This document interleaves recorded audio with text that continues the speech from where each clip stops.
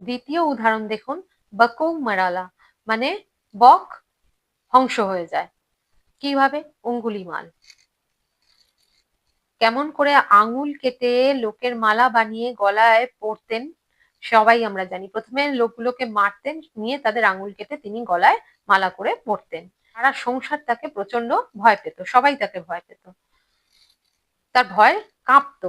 ভগবান বুদ্ধ যখন বনের মধ্যে দিয়ে যাচ্ছিলেন, সবাই বলেছিল তো যে আপনি যাবেন না, ওখানে অঙ্গুলিমাল আছে, কিন্তু তিনি কিন্তু কোনো কথা কারোর শোনেনি। একদম শান্তভাবে তিনি বনের মধ্যে প্রবেশ করেছিলেন।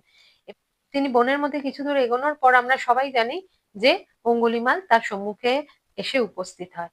আর সে আশ্চর্য হয়ে যায় যে তাকে দেখে প্রথম কোনো মানুষ কোনো ভয় পেল না, তার মধ্যে কোনো রকম ভয়ের সঞ্চার হলো না, অথচ সে একদম শান্ত মুখমণ্ডল নিয়ে, শান্ত মনোভাব নিয়ে তার সামনে এগিয়ে আসছে।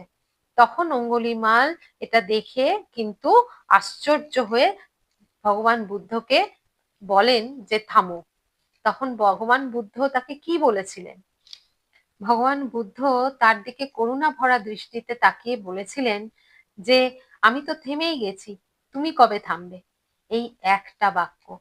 তো ভগবান বুদ্ধ যেন করুণার উপর সৎসঙ্গতির তীর চড়িয়ে ছেড়েছিলেন, আর সেটা সোজা গিয়ে অঙ্গুলিমালের হৃদয় ভেদ করেছিল। তো এইটা হলো সৎসঙ্গতির প্রভাব। তার পরের ঘটনা তো আমরা সবাই জানি যে অঙ্গুলিমাল তখন ওই কথাটা শোনার পর এত প্রভাবিত হয়েছিল যে সে হিংসা ত্যাগ করে অহিংসার পথ ধরেছিল। আর এটাই হলো সৎসঙ্গতির অপার মহিমা।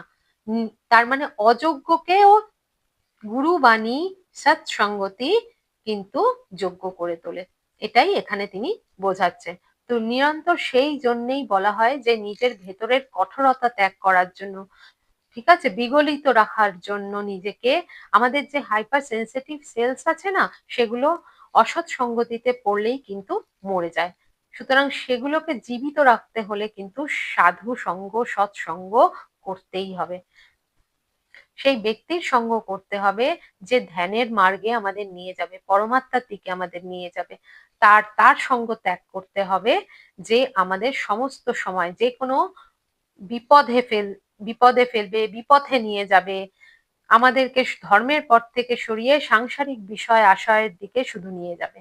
আমাদের পরম সৌভাগ্য যদি আমরা সাধু সঙ্গ পাই বা করি, সেটা অল্প সময়ের জন্যই হোক না কেন, কিন্তু সৎসঙ্গ সবার জন্য নয়।